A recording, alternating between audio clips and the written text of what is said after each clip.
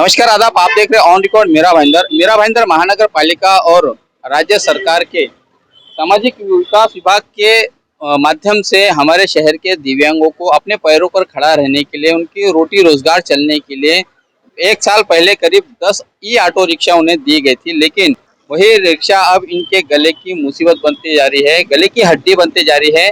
कुछ e rickshaw चलाने वाले हमारे शहर के दिव्यांग हमारे साथ में हैं, जो अपनी आप बीती हमसे सुनाना चाहते हैं, हमें बताना चाहते हैं कि किस तरह से उन्हें तकलीफों का सामना करना पड़ रहा है ये ई रिक्शा मिलने के बाद में। जी, आप अपना नाम बताएं। मैं लता दास हूँ सर। और ये ई रिक्शा में मुझे मिली, जब मिली मैं तो बहुत एक्साइटेड थी। चलो हमारी एक रोजगार हमें मिल गई। फिर उसके बाद वो मिलने के बाद हम जब ले लेकर के रास्ते में चलते थे तो इसमें कोई बैठता तो नहीं था, लेकिन देखने के लिए भीड़ लग जाती थी, ऐसा मानो कोई जू से कुछ आ गया है। और पूरा दिन भी मैं चलाऊं ना सर तो 50 से 60 रुपया बड़ी मुश्किल से इनकम होगी। इससे अच्छा है मैं छोटी सी कोई कंपनी में काम करूँ तो 200 रुपया का 8 घंटा मिल जाए। फिर मैंने इस रिक्शा को रिटर्न देने के लिए बहुत कोशिश की। राकेश अग्रवाल जी जिन्होंने हम लोग को लाइसेंस दिया या सिविल हॉस्पिटल में लेके गए थे, उनको मैंने एक दिन फोन किया। मैं बोली ये रिक्शा मेरी चल नहीं रही है और 700 रुपया पार्किंग में जा रहा है, तो क्या मैं इसको गांव भेज दूं? अगर गांव में इसकी बेनिफिट हो जाए तो बोले नहीं, आप इसको गांव नहीं भेज सकते हैं। तो मैं बोली इसको बेचूं किसी को? बोले बेच नहीं सकते हैं। तो फिर मैं बोली इसको मैं मॉडिफाई करती हूँ ताकि मैं कहीं भी माल सप्लाई करूँ। बोले नहीं, मॉडिफाई कर नहीं सकते हैं। तो फिर मैं बोली फिर क्या करूँ, मेरा 700 रुपया जा रहा है। बोले नहीं, अभी वो रिटर्न भी नहीं होगा और अभी मैं बाद में आपको बताऊंगा अगर कुछ होगा तो। वो ये बात का भी 7 महीना हो गया सर। आप बता पाएंगे कि जिस वक्त आपको ये रिक्शा दी जा रही थी उस वक्त कौन कौन सी प्रक्रिया से आपको गुजरना पड़ा, क्या क्या प्रोसेसिंग हुई और कितना आप लोगों को खर्च आया था? सर ऐसा है क्या, पहले तो ऐसा हुआ मुझे मालूम पड़ा कि 1000 दिव्यांगों को रिक्शा मिलेगी, लॉटरी सिस्टम टाइप की है। तो मुझे एक फॉर्म मिल गया, उस फॉर्म को भरने के लिए अभी मुझे नाम नहीं याद आ रहा है। एक आदमी ने पुलिस स्टेशन के सामने एक जेरोक्स है वाले हैं, वहाँ पे हम लोग ने फॉर्म भरने गए तो हमें बोला कि फॉर्म का 1500 रुपया और ये फॉर्म भरने जाना पड़ता है। आने जाने में बहुत तकलीफ है, खर्चा है। उस समय हम लोग को भी लालच था, कैसे भी हमें गुजारा चलाने के लिए ये रिक्शा मिलना चाहिए। तो टोटल हमने 3200 रुपया खर्चे किए थे, उनको दिए थे। फिर बाद में जब लाइसेंस की बात आई तो सिविल हॉस्पिटल के उधर हम लोग को 1000 भरना पड़ा और राकेश अग्रवाल जी को फिर हम लोगों ने 3000 दिया, मतलब टोटल 4000। 3000 3200 उधर और इधर 4000, मतलब 7000 समथिंग सर हम लोगों ने दिया। और लाइसेंस के हिसाब से मेरे पास एक है, व्हाट्सएप में एक नंबर आया हुआ है। लेकिन अब मैं ये रिक्शा को रिटर्न देना चाहती हूँ, ये मेरा कोई काम का नहीं है। ये कितना भी महंगा है मेरे लिए ये जीरो है। आप बताइए, आपने साल भर रिक्शा चलाया तो आपने कितना पैसा कमाया और क्या इस रिक्शा से आपको तकलीफ हुई, जबकि महानगर पालिका ने आपके अच्छे गुजारे के लिए, आपकी मदद के लिए कार्य किया था? सर ये हमारे रोजगार के हिसाब से दिया था, लेकिन ये कुछ काम का ही नहीं। जैसे गाड़ी रास्ते पे चलती है तो पलटी मार जाती है, खड्डे में पटक गई ना पलटी मार देती है। और हम तो हमारे 2 बार जान भी बच गई है। और ऐसा है क्या, थोड़ी बड़ी गाड़ी जाए ना साइड से तो गाड़ी पूरा खींच लेती है। तो ये हमारी रिक्शा ही ऑटो है ना, कुछ काम का ही नहीं सर। तो फिर अभी आप क्या वापस देना चाहते हैं? तो यहाँ पर क्या बोला जाता है अधिकारी की तरफ से? मैडम के पास हम मिलने को आए थे तो मैडम जी बोले कि हम यही काम करेंगे क्या, ऐसा उन्होंने बोला। तो हम फिर चले गए, क्या करें। फिर हमसे फिर मैडम से बात हो गई सामने भावना मैडम से, तो फिर अभी हम उनके साथ में आए इधर। हमको ऑटो रिटर्न नहीं देना, हमको नहीं चाहिए। एक और दिव्यांग महिला हमारे साथ में है। ये जब तक आपके पास में रिक्शा नहीं थी उसके पहले महानगर पालिका की तरफ से आपको किस तरह से आर्थिक सहायता की जा रही थी, क्या अब वो आर्थिक सहायता आपको मिल रही है? सर मैं तो पहले अपना नाम बोलना चाहती, मैं कुसुम नितिन शर्मा। और मेरे सर नहीं बोल बोलिए मेरे बोलिए बोलिए। को पेंशन 1 साल मिला था। उसके बाद ये रिक्शा का लॉटरी निकली कि ये रिक्शा भरा जाएगा तो इसमें अपनी रोजी रोटी चालू हो जाएगा। तो मैंने अपने मिस्टर के पेपर पे उनके नाम पे डाल दिया और तब उनको पैरालाइसिस नहीं थे। उसको 8-10 महीने के बाद मिला तो उनको पैरालाइसिस हो गया था। आपके मिस्टर को? मेरे मिस्टर को। तो उसके बाद मेरे को यहाँ बुलाया गया, मैंने सब बताया कि ऐसा ऐसा है तो मेरे को मिलेगा क्या। उन्होंने बोला कि ठीक है आप लेके आओ, फिर हम लोग बात करते हैं। हम उनको लेके आए तो उनको मिला ही नहीं। तो मेरे को 20 से 25 दिन के बाद बोले कि आप आ जाओ, आपके नाम का आया तो आप लेके जाओ। तो हम लेके गए। तो मैं सोची मेरे मिस्टर की तबीयत ठीक हो जाएगी तो हम लोग अपनी रोजी रोटी चालू कर लेंगे। तो उनके वापिस आ गया, 2 बार हो गया। तो मैं वो रिक्शा को अभी क्या करूं, मैं चला नहीं सकती, मेरे हाथ एक ही है।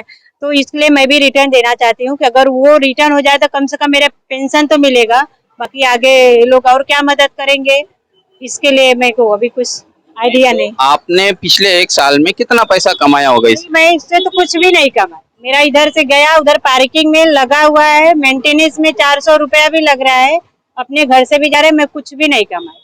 और यहाँ तक कोशिश भी किसी को चलाने के लिए तो 10 घंटा चार्ज करो, 2 घंटे में उसकी बैटरी लो हो जा रही है।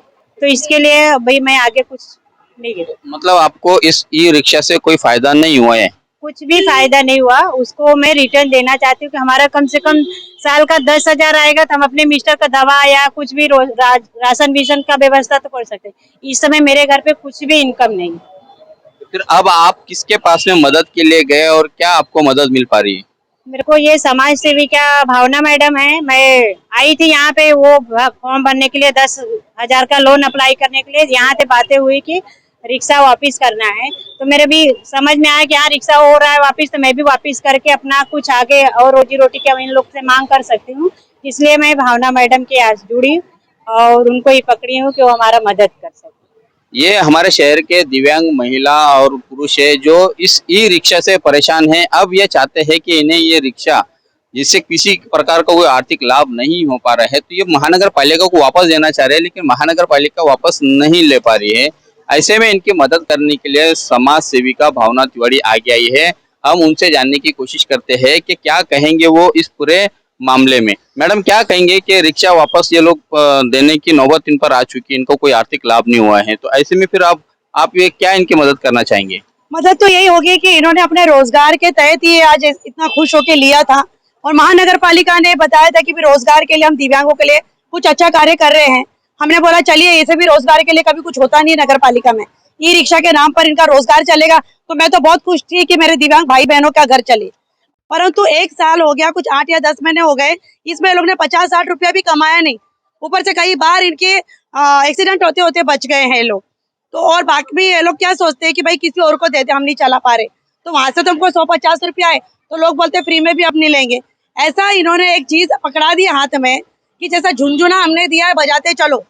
अब इनका पेंशन बंद कर दिया, ये कहाँ जाए। इसमें से कुछ दिव्यांग ऐसे हैं, अगर उनका मैं कहीं से राशन का बंदोबस्त ना करूँ तो उनका घर भी नहीं चलेगा। तो ये महानगर पालिका की तरफ से जो प्रपंच रचाया जाता है, ये हमको दिखावे के लिए और बहुत सारा प्रचार प्रसार होता है, और जमीनी स्तर पर इनको कोई फायदा ही नहीं है। और मैं खुद देख चुकी हूँ ये रिक्शा की हालत। अभी सुबह 8 बजे से लेके चले हैं लोग हटके से, अब ये रिक्शा यहाँ पहुंचा है। आप बताइए, गांव से लोग आ जाते हैं यहाँ। आप यहाँ पर मनपा के संबंधित जो अधिकारी उनसे मुलाकात की है, आपने उनको इनकी जो परेशानी है उसके बारे में आगाह किया होगा, तो क्या आपको उत्तर मिला? देखिए, मैं आज से 3 दिन पहले आयुक्त जी से मिली थी महानगर पालिका के, दिलीप डोले जी को, उनका एक पत्र दिया मैंने। तो दिलीप डोले जी बोलते हमने तो अच्छे के लिए दिया था, अब मैन्युफैक्चर वाले की गलती है, मतलब उन्होंने मैन्युफैक्चर वाले पे डाल दिया। अब बोले हम देखते हैं उनके साथ कैसा क्यों किया, बाकी मुझे कोई जवाब नहीं मिला क्योंकि वो बहुत घाई में थे, निकल गए। फिर उन्होंने बोला पानपट्टे जी से जाके मिलो, मैं पानपट्टे को फोन करता हूँ। पानपट्टे के पास गई तो पानपट्टे जी बोले आम्ही तर 2-2.5 लाख रुपये टाकून यांना दिला, आमच्या पैसे लागले, ह्यांच्याकडून आम्ही काहीतरी घेतलं काय। तो बोले की ना, इन्होंने बोला नहीं, परंतु आपने 2-2.5 लाख रुपया खर्चा किया। बोले आम्ही तो रोजगारसाठी दिला, यांच्यासाठी चांगलंच काहीतरी केलं आम्ही, तो पर दिया तो उसमें 2 रुपये का फायदा तो हो इनको। तो ये सारी चीज, और पार्किंग में 800 रुपया लग रहा है। साबिर जी आप मेरे को बताइए, जिसका 1 रुपये का रोजगार नहीं है वो 800 रुपया भर रहे हैं दिव्यांग, इनके ऊपर अत्याचार किया आपने। अभी वाया मुझे कुछ चीज पता चली, सबूत मेरे पास है नहीं, इसके लिए मैं अभी कुछ कहूंगी नहीं। अभी राकेश अग्रवाल गीता नगर में बैठते हैं, उन्होंने शायद गुजरात की कोई मैन्युफैक्चर कंपनी वहां से इनको मैन्युफैक्चर करवाया, और वहां से वो रिजेक्ट हुआ ये ई रिक्शा, और यहाँ पर महानगर पालिका से बात करके इनके हाथ में पकड़ाया। मतलब महानगर पालिका ने बहुत अच्छा काम किया दिव्यांगों के लिए, और बाद में ये इनको पकड़ा दिया। अब इनकी पोल यहाँ खुलती है तो इसको ई रिक्शा को अंदर एंट्री नहीं है। तो कहने का ये मतलब है कि बाद में इनको फोन आ रहे हैं उनके, राकेश अग्रवाल का बार कॉल आ रहा है, सबका आ रहा है, क्यों ऐसा कर रहे हैं भाई, क्या है, काय के लिए। आपको अपने नाम की इज्जत की इतनी परवाह, तो ऐसा काम करते क्यों आप लोग, वो भी एक दिव्यांग के साथ। शर्म की बात है, फॉर्म भरने का 5,000 रुपये लिया, पुलिस स्टेशन के सामने कोई है टाइपिंग, उन्होंने फॉर्म भरने का पैसा लिया, एक छोटे से कागज से इनका 3,000 रुपये ले लिया, आए दिन इनके ही जेब से आपने पैसा लिया, जबकि इनको तो आपको देना चाहिए। ये सारी चीज मैंने बोला, ये झुंझुना जो इन्होंने पकड़ाया है, ये झुंझुना इनको वापस करो। और ऐसे भी सेल्फी पॉइंट बहुत बन रहे हैं मीरा भाईंदर में, कबूतर चिड़िया क्या क्या रखे जा रहे हैं, तो सेल्फी पॉइंट में एक ई रिक्शा रख दो, तो ये भी तो एक देखने का साधन है। मेरा कहने का ये मतलब है साधन। धन्यवाद हमसे बात करने के लिए। हमारे मीरा भाईंदर शहर की समाज सेविका भावना तिवारी, जो हमेशा से मजलूमों की आवाज उठाती है, इस मर्तबा भी दिव्यांगों ने इनसे न्याय की गुहार लगाई है। अब जो मामला सामने आ रहा है कि महानगर पालिका की बहुत अच्छी सोच थी कि हमारे शहर के जो दिव्यांग है वो यहाँ वहाँ ना भटके, अपने रोटी रोजगार के लिए उन्हीं के लिए एक अच्छा साधन मनपा ने उपलब्ध करवाया था, लेकिन यही साधन अब उनके गले की हड्डी बनता हुआ जा रहा है। उन्हें इस साधन के चलते काफी नुकसान उठाना पड़ रहा है। महीने का, हर साल का उन्हें जो पेंशन मिला करती थी वो पेंशन बंद हो चुकी है। अब यही दिव्यांग मनपा प्रशासन से मांग कर रहे हैं कि जो ई रिक्शा उन्हें दिया गया है वो वापस ले लिया जाए और सालाना जो उन्हें पेंशन मिलती है वो पेंशन उन्हें वो दोबारा वापस दिया जाए। इस ई रिक्शा के मामले में हम मनपा प्रशासन से 2-3 मांगे रखना चाहते हैं इसी खबर के माध्यम से। या तो जिस तरह से ये दिव्यांग चाहते हैं कि ये रिक्शा वापस देकर इन्हें जो सालाना पेंशन दी जाती थी वो उसे रेगुलर किया जाए।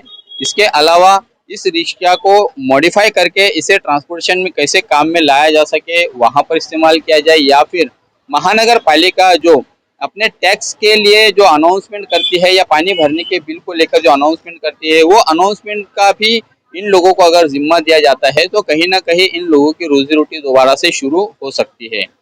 उम्मीद करते हैं कि मनपा आयुक्त दिलीप ढोले और संबंधित अधिकारी इस पूरे मांग पर जरूर गौर करेगी और उचित फैसला इन लोगों के हक में लेगी। आप देख रहे हैं कैमरामैन आरिफ कुरशी और साबिर शेख के साथ ऑन रिकॉर्ड मीरा भाईंदर। धन्यवाद।